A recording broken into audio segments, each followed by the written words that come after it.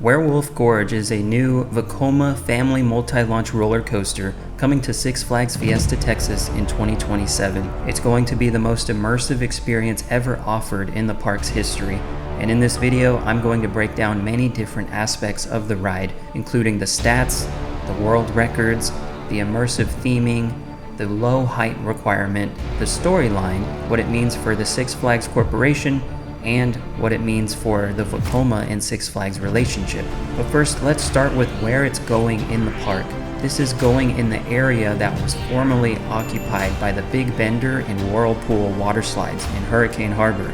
But this takes up a lot more space than that. It's going to go right up against Roadrunner Express, and it's going to curve behind the water park, but not all the way to the parking lot. When you look at the concept art, it's a little difficult to see this, but it is going to fit in this space right here. The entrance to the ride, it's going to feature signage like you're entering a cryptid museum. And there is a character that is being introduced here. His name is Jasper Bunyan. And we're gonna go on an adventure where one of his creatures has escaped. And the creature in question here is a werewolf. At the very entrance of this ride, you see a werewolf figure, and that is a sign of things to come. It looks like there's a couple of covered walkways here right across from Old Blues. Those might be switchbacks, or it could be a maintenance shed for some of the coaster trains. But once you get up to the station, you'll notice that it is a single unload and load platform. Once you get on the ride, you will be going through 4 different launches all around the track, and I'm going to show you where each one is. You're going to reach a top speed of 45 miles an hour. There's going to be a very special swing launch. There's going to be an 85-foot height difference from the highest point to the lowest point. And there is a record-breaking amount of airtime, specifically floater airtime. There are 32 moments of floater airtime, which means this coaster has more floater airtime moments than any family coaster in the world. And it's also being called the longest family launch coaster in the world as well. So after you come out of the station, you're gonna turn right and you're gonna go through your first launch. After you hit your max speed on this first launch, you're gonna go up that slope where the water slides used to be. You're gonna go through a double up element and then turn to the right before coming back down the hill, making a couple of left turns and then a right turn past a couple of wolves. I'm not sure if these are animatronics, but they are on both sides of you. Then you're gonna curve to the left and go over the station before coming right down to ground level next to the pathway where I film my Crack Axle Canyon curb chats. And you're gonna keep banking up to the left, go over the queue line, and then go into your second launch. Now on RCDB, it does list the swing launch as 3 different launches, and I think that's wrong because in this concept art you can see some catwalks next to 4 areas of the track. And when I look at Big Bear Mountain, which I will compare this ride to throughout this video, you do see these catwalks appear in their concept art as well. And the only thing next to the catwalks are launches or brake runs. And I don't feel like there are brake runs along this track until the very end. So I'm gonna say with 99.9% certainty that this section right here where the catwalk is another launch. So your second launch is gonna propel you past a spinning wolf. It looks like it's not an animatronic, but it's on a platform that rotates. It's going to spin around and face you as you're banking to the right. And then you're gonna bank to the left and go up on top of this slope again. And this time you're gonna curve around a water tower and go into a show scene. So this is where the swing launch is, and you're gonna go through the buildings, up a bit of a top hat. This is the highest point of the ride, but you're not gonna make it all the way up. Instead, you're going to fall backwards through this shed, and those linear induction motors are gonna bring you to a stop, and then they're going to propel you forwards. This time you will make it up that top hat. But if you look closely, there is a huge, scary werewolf animatronic hanging from the ceiling. This is very similar to Curse of the Werewolf at Epic Universe, and it looks amazing. I'm so happy that this element got put into this ride. It's gonna be exciting, a little scary, but definitely a fan favorite here. You can see in the animation that the head is moving left and right above you. After you make it through this top hat, You're going to come down. You're going to go over a lake or a little body of water curving to the left. And it looks like there's some kind of animatronic here in the concept art. I'm not really sure what that is, but you're going to do kind of a quick S-bend, jump up into an airtime hill next to a windmill, and then you're going to wrap around that building that you just went through, and on the back side, you're going to hit your fourth and final launch. It's going to take you up over that shed. You're going to come back down and do another kind of double hump element, similar to that element on Steel Eel right after the first drop that has 2 humps. And then you're going to come up again past a water tower, turn to the right, and come down over the first launch before turning to the right. You're going to be up against what looks like a bunch of rock work. You're going to make another right-hand turn and go into a really quick right to left banking turn, similar to what you see on Pantherian. And then you're going to come down one final time next to another windmill and come up into the final brake run. This looks like a terrific layout, and the ride duration is said to be 2 minutes and 36 seconds, which means it might be the longest ride in the park, excluding the Fiesta Texas Railroad and maybe Pirates of the Deep Sea, making it most likely the longest roller coaster by duration in the park. Now, in looking at the official press release, you'll get some more information than what you find on RCDB. This also features a 39-inch height requirement, which is lower than a lot of other family roller coasters that are listed at 48 inches or 42 inches. Another thing that's really awesome is further down, at the very end it says a climactic finale through a crumbling quarry structure filled with shadowy movement and glowing eyes. That part I am not sure about when it comes to this picture of concept art. I don't know exactly where that is located.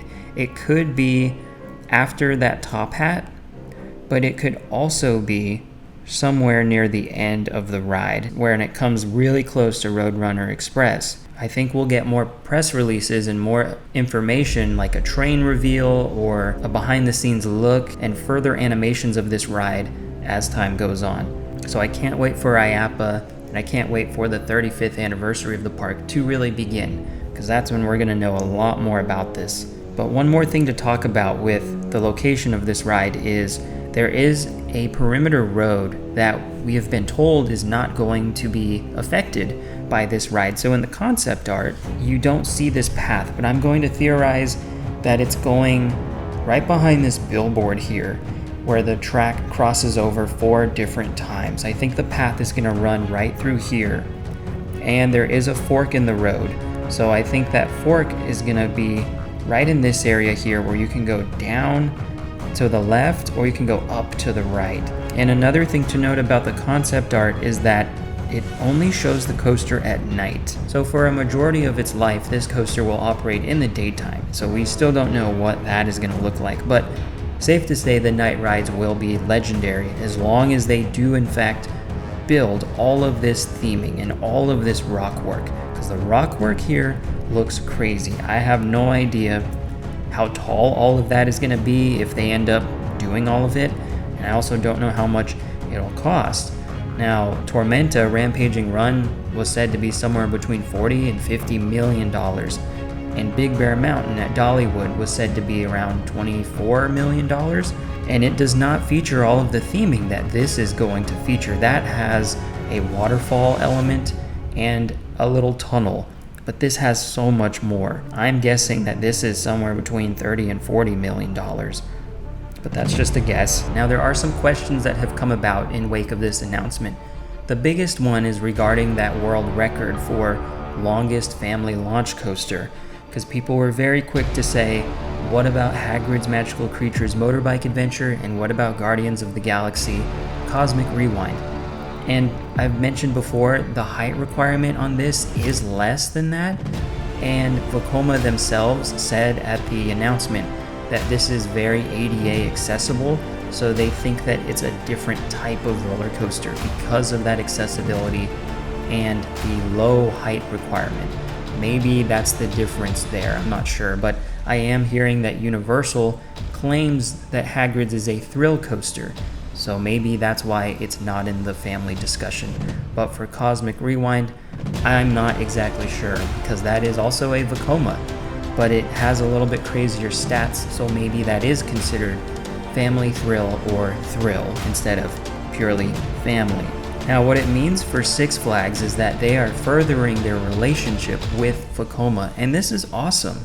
Vekoma has worked with Disney for a long time on rides such as Expedition Everest and the aforementioned Guardians of the Galaxy Cosmic Rewind, which is many people's favorite Disney coaster of all time. We've seen Vekoma work with Six Flags at Six Flags Mexico and Kings Island and Six Flags Great Adventure, but it does appear that they are going to continue building family roller coasters for the chain.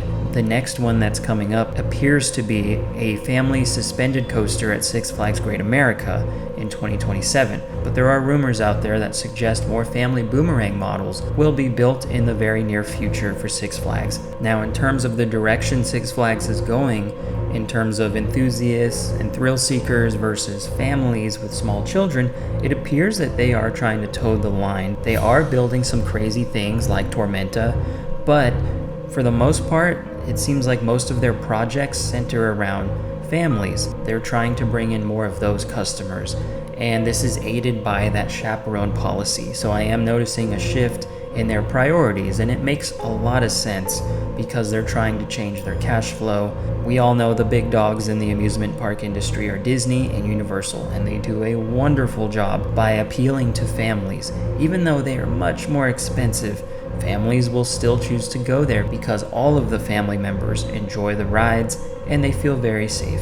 So I think this is going to be a hit with many families in San Antonio and well beyond in Houston and Dallas. Remember, Fiesta, Texas is competing with SeaWorld. They just built another family coaster this year, so hopefully this helps Fiesta, Texas with that competition. So what's my prediction for this ride? I think that they are going to build most or all of this theming, and it's going to be a phenomenal roller coaster, whether that's at day or night. It should feel a little more special at night.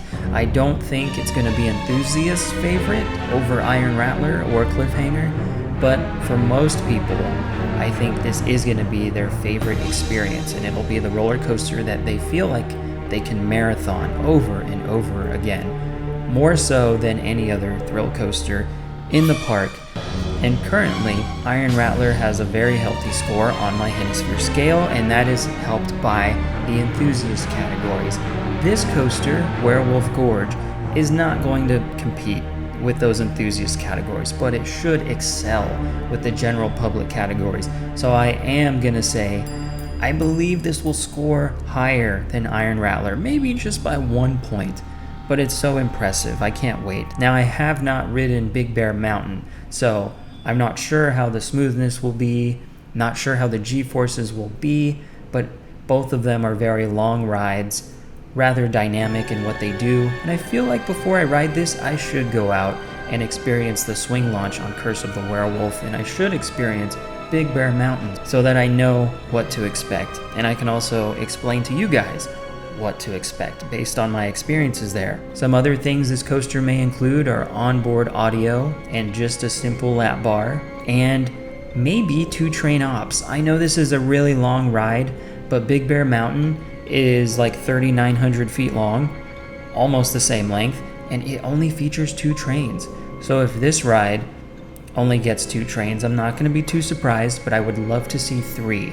So while one of the trains is undergoing annual maintenance, the other 2 can be on the track. I don't know how many block zones this will have. I'll leave that for El Toro Ryan, but I definitely think this could run 3, maybe 4 trains if it really needed to. Overall, I feel like if Hagrid's Magical Creatures Motorbike Adventure had a baby with Big Thunder Mountain Railroad, we would get something like this, with the crazy Western rock work and a little bit of animatronics, with a very dynamic ride that has more than just airtime hills. A lot of people will say, this is very Hirschend-esque because it's a Vekoma family launch, but honestly, I think this is much more Universal-esque with all of the theming that is going into it and the storytelling of Jasper Bunyan and his Cryptids Museum. I'm going to be bringing you construction updates every single week, so please consider subscribing. Stay tuned for more announcements, including this week I'm going to celebrate 150,000 subscribers by going to Roller Coaster Rodeo for the first time, so hope to see y'all there. And I just received word from employees that we will be getting exclusive new details this weekend about this ride. If anyone wants to name the werewolf, I know most people are naming it George, but